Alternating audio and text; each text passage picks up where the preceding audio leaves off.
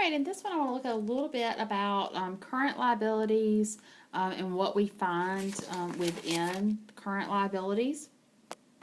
So with a current liability, this is something that expects to be paid within 1 year. If it is not going to be paid in 1 year, then that would be a long-term liability. Now, a note payable can be either a long-term or a current liability. If we have a note payable that is due in less than 1 year, that is a current liability. If it's a note payable that is due in multiple years, that would be a long-term liability. Another item that we see is unearned revenue. So unearned revenue is that revenue where we've already collected the cash, but we haven't earned it yet. So for that, that would be part of this current liability section as well. The last part that I'm going to look at here as far as the current maturities are of the liabilities, we do have to put the current maturity values of long-term debt. So if we have long-term debt that's due over 1 year from now, anything that's due within the next year, we do have to make sure that is showed on our balance sheet as a current maturity of long-term debt in that current asset section because it will be due within the next year. The other thing that this particular chapter deals with are these contingent liabilities. Now, a contingent liability is one that is a potential liability. It may become an actual liability at some point in the future. One of those that we deal with in this chapter is the warranty liabilities. If you think about warranty liabilities, we don't know. If we're selling something that has a warranty, we don't know how many of these things are going to break. We don't really know what our liability is going to be. It's contingent on it breaking. If we're selling washing machines, we sell a certain number of washing machines, we give them a 1-year warranty, we have to estimate what we think that liability is going to be. And then when it actually happens, we have some place to take it out of.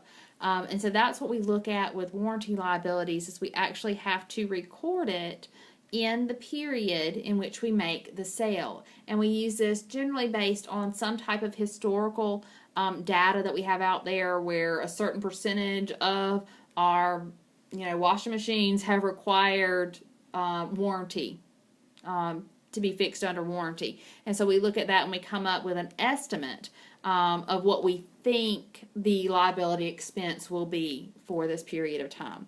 And so that is one of the things we look at as far as those contingent liabilities go. With contingent liabilities, there are 4 different items that we look at in deciding how we treat them.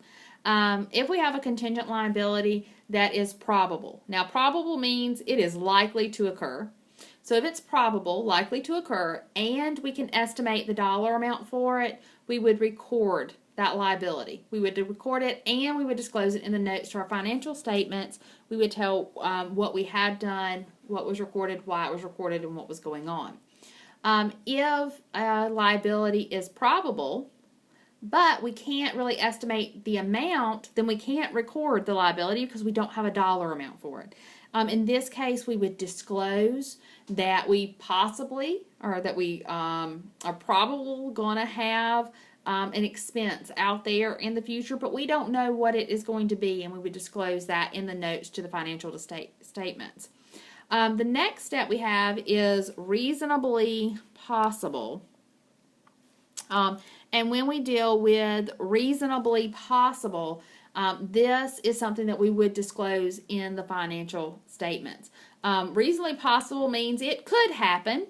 We don't know if it will or if it won't. It could. It's possible. And so we would disclose that in the financial statements. And then the last one is remote. If a liability, contingent liability, is remote, this means it's very unlikely for it to occur. And if that is where we're looking, then we're actually going to do nothing.